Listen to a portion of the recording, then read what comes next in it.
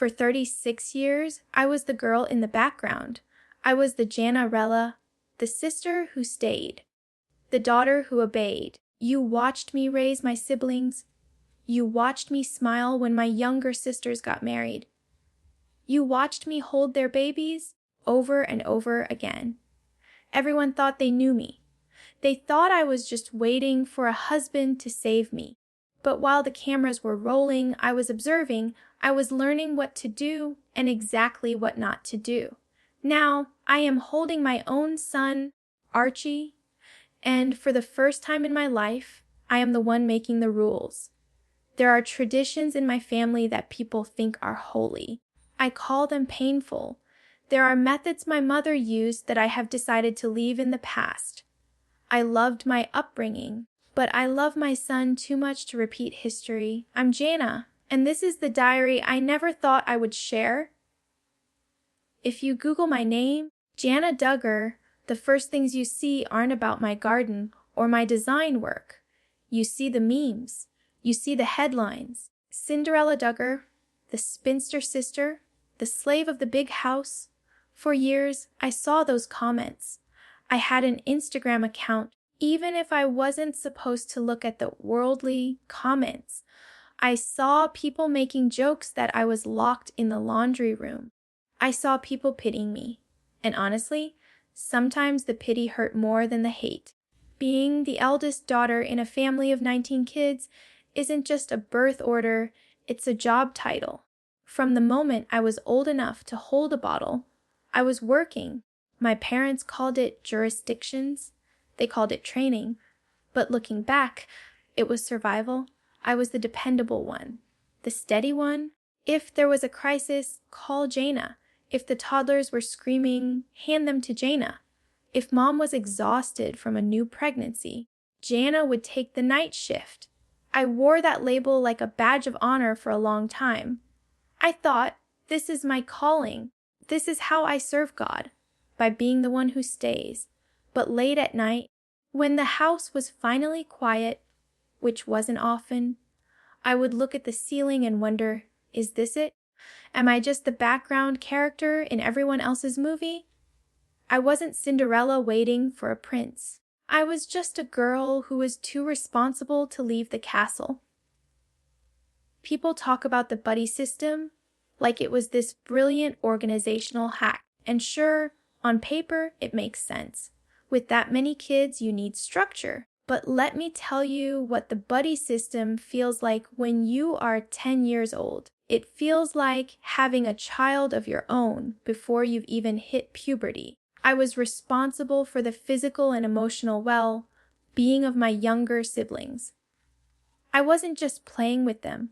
I was dressing them, bathing them, correcting them, and teaching them to read. My buddies were my world. I loved them fiercely. I still do. But that love came with a heavy weight. I felt a mother's anxiety before I was a mother. If they scraped their knee, I felt guilty. If they acted out, I felt like I had failed. My mother, Michelle, was the face of the operation. She was the one giving the interviews about training up a child.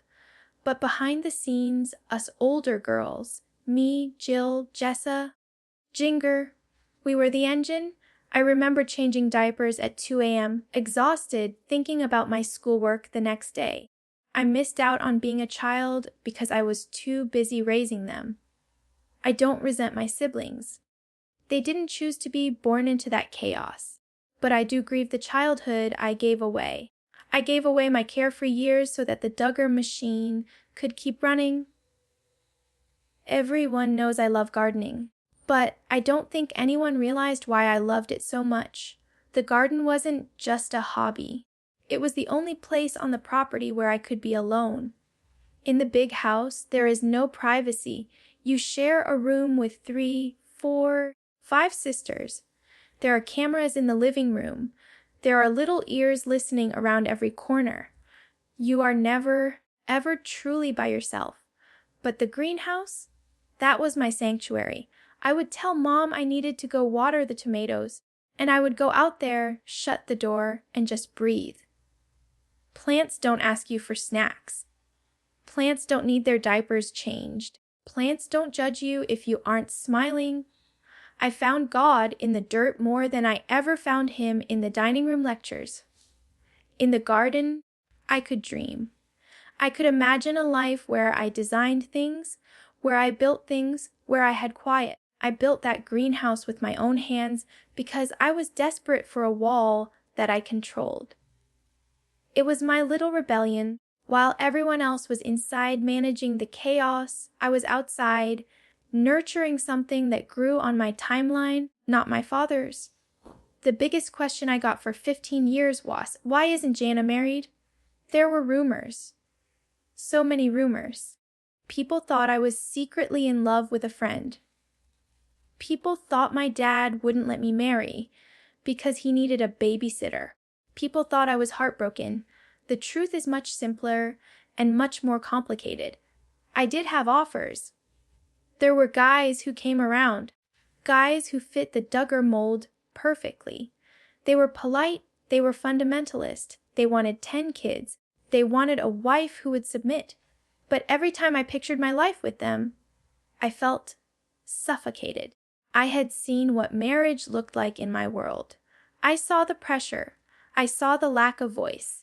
And I decided that I would rather be single and Cinderella than be married to a man I didn't respect just to escape my father's house. I was picky, yes, I was, and I am glad I was. I watched my sisters get married young. Jill was 23. Jessa was 21. Joy was 19. I stayed 25, 28, 30, 32. It was hard watching them leave one by one, going to the weddings, wearing the bridesmaid dresses, catching the bouquet with a fake smile. But deep down, I knew that God had not forgotten me. I knew that I needed a man who didn't want a servant. I needed a man who wanted a partner. And those men are hard to find in Arkansas. The hardest years weren't the busy ones. The hardest years were the quiet ones. The sister-mom team, us 4 older girls, we were inseparable. We shared a dormitory. We shared secrets. We shared the workload. When Jill married Derek and moved out, the room felt a little bigger. Then Jessa left. Then Ginger moved all the way to Laredo, and then Los Angeles.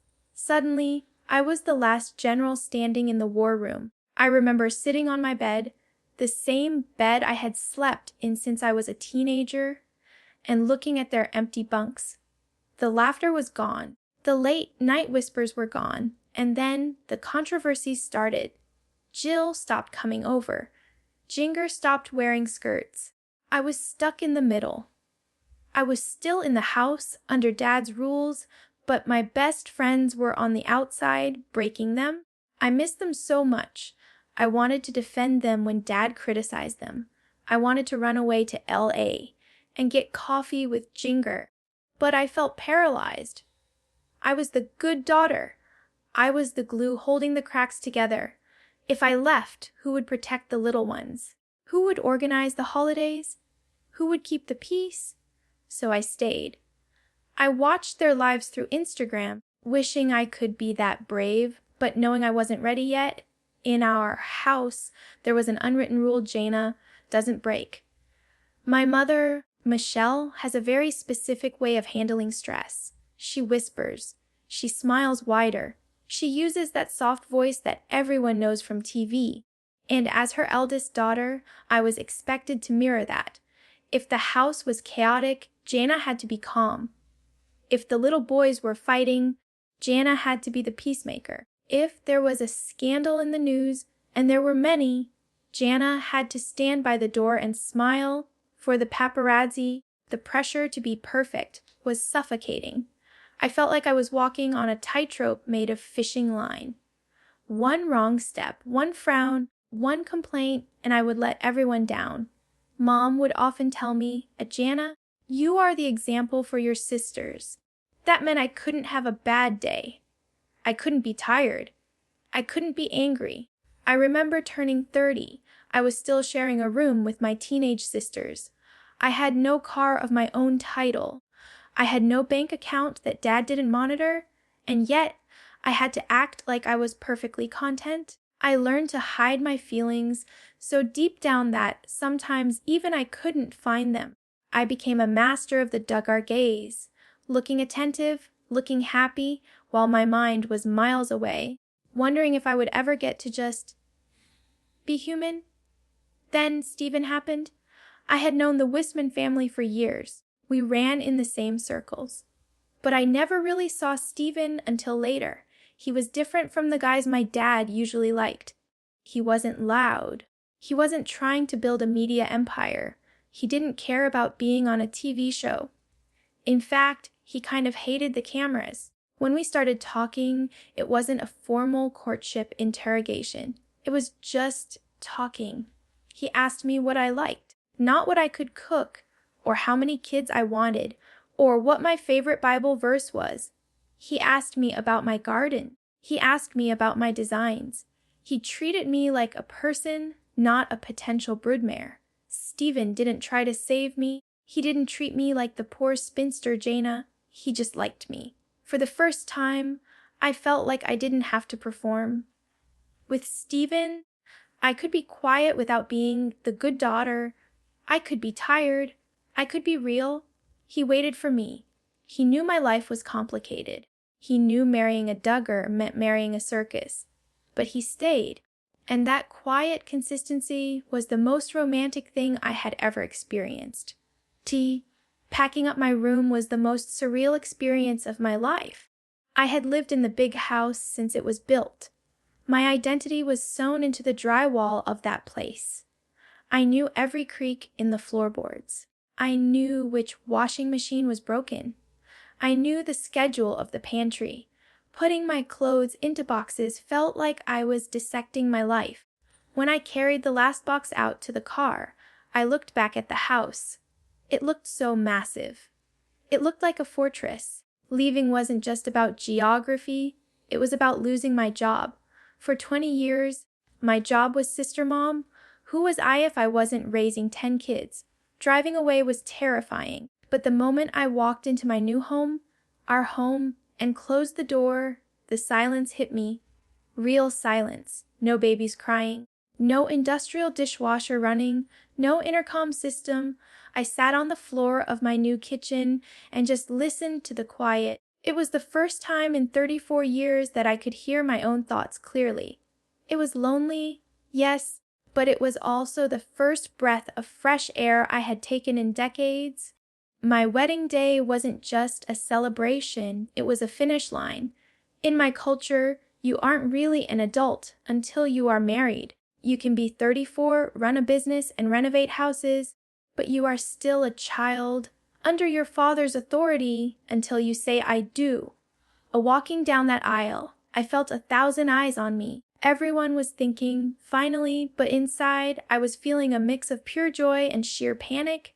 Joy, because Stephen was at the end of the aisle. Panic, because I was leaving the only safety net I knew. I remember looking at my dad before he walked me down. He looked proud, but he also looked like he was losing his best lieutenant. When the pastor pronounced us husband and wife, I didn't just feel love. I felt relief. The questions would stop. The rumors would stop. The old maid title was gone. I was Mrs. Wissmann now. I had a new name. And with that new name came a new set of rules. Rules that Stephen and I would write together, not rules that were handed down to us. Wouldn't wait long. At 36, you hear the clock ticking a little louder than when you are 20. Doctors call it a geriatric pregnancy. I hate that term. I prefer to call it a wait-listed miracle. I took the test in the bathroom of our quiet home. No cameras crew outside the door. No producers asking me to hold the stick up to the light for a better angle. Just me. When I saw the 2 lines, I didn't scream. I sat down on the bath mat and cried.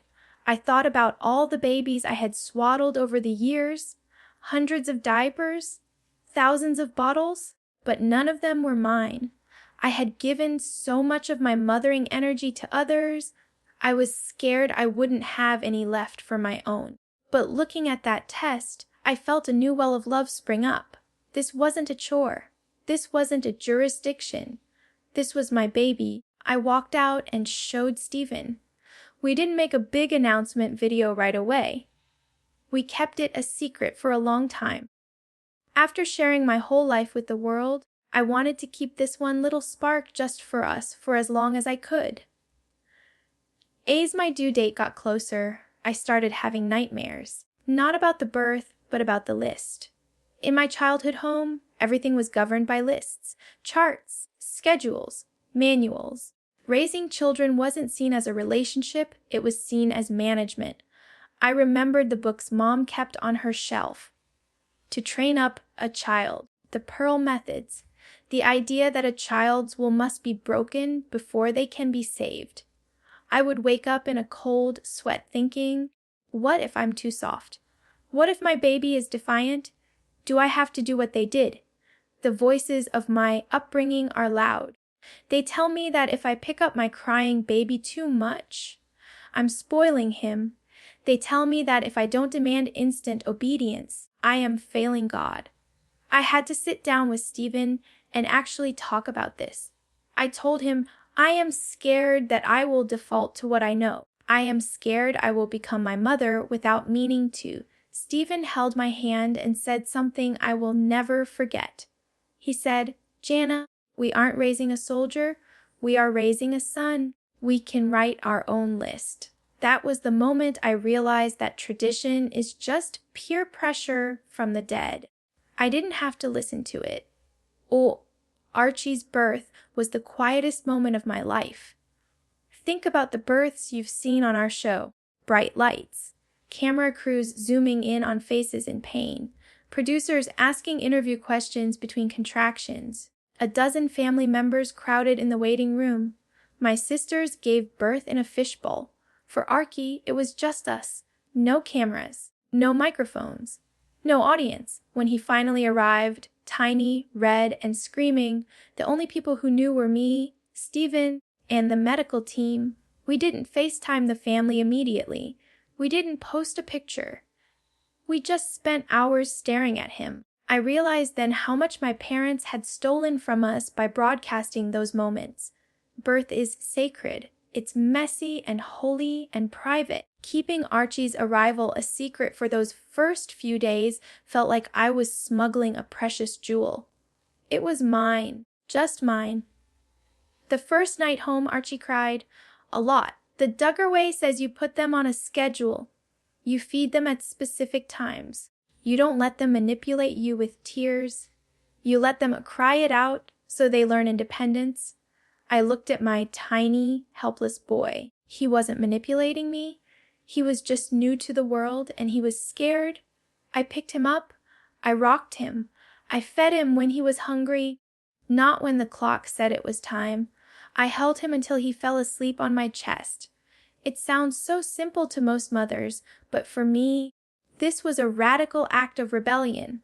I was taught that holding a baby too much creates a clingy child. But looking at Archie sleeping peacefully against my heartbeat, I realized that was a lie. He didn't need to be independent. He needed to know his mother was there. I threw the schedule out the window that first night. We operate on Archie time now. This is the hardest thing to talk about, but I promised myself I would be honest. Everyone asks me, will you use blanket training?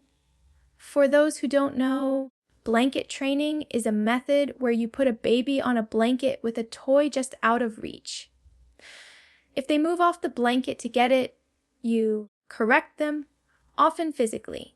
The goal is to teach them to stay put and obey, even against their natural curiosity. I watched my siblings go through this. I watched them learn to fear the edge of the blanket more than they loved the toy. I want to be clear, there will be no blanket training in this house. My son is curious, he explores. When he starts crawling, I want him to see the world as a place to discover, not a minefield of rules.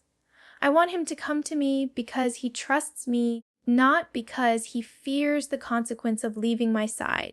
Breaking this cycle is scary because it means admitting that what was done to us was wrong. It means admitting that my parents, who thought they were doing God's will, were actually hurting us. but I am willing to carry that weight if it means Archie grows up without fear.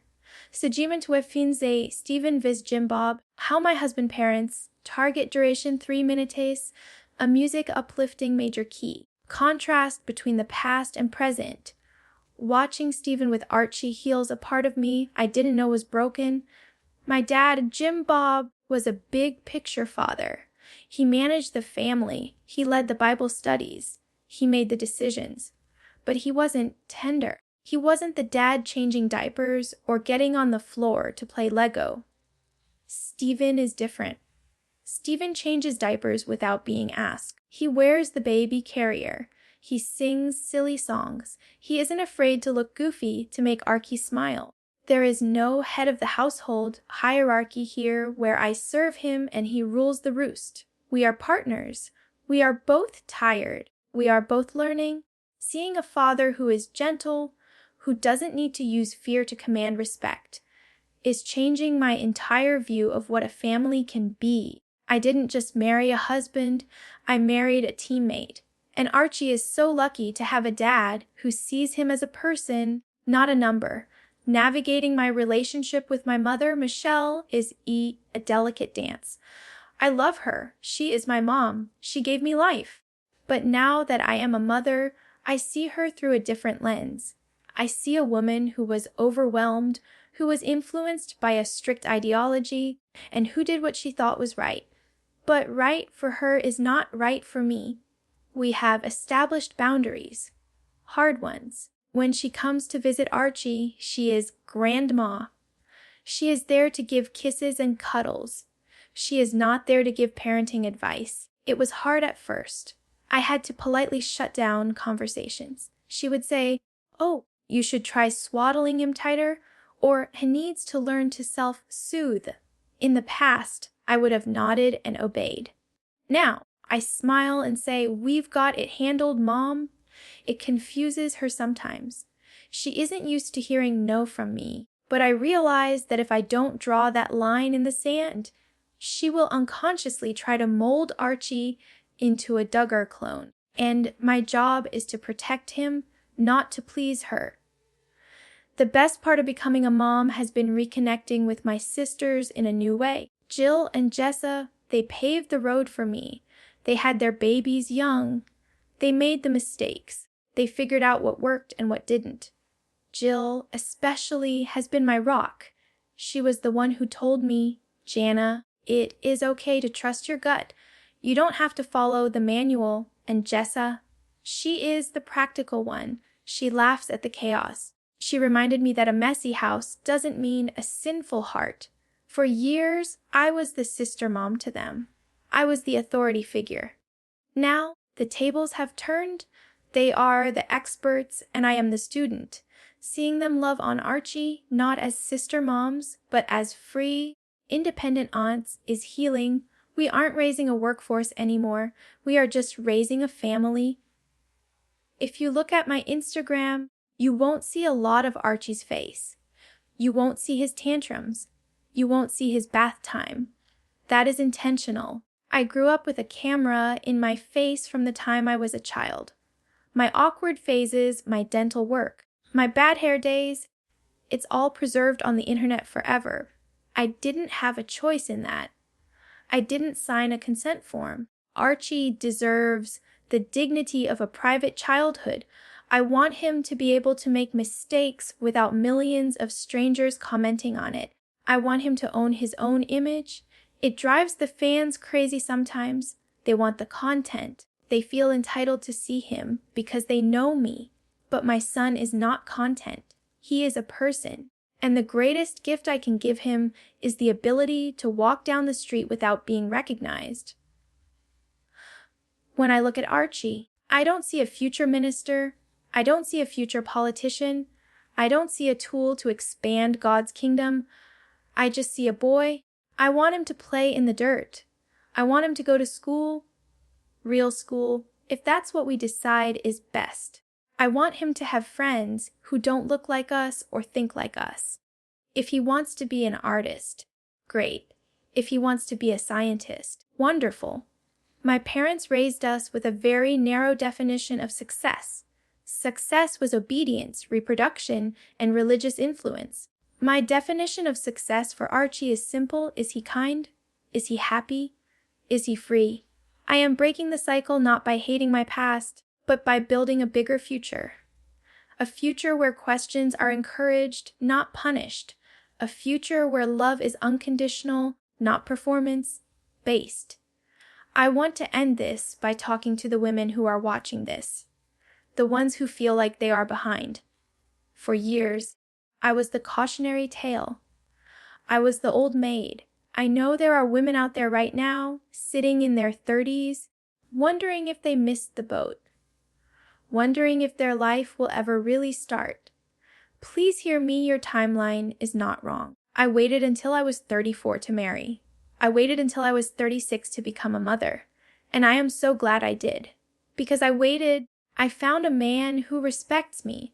Because I waited, I found my own voice before I tried to raise another human being.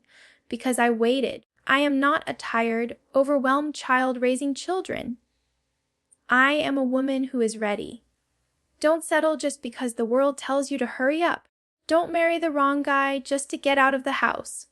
Build your garden. Build your business. Find your peace. My name is Jana. For a long time, I was defined by who I wasn't, not a wife, not a mom. Today, I am defined by who I am, happy, loved, and finally free.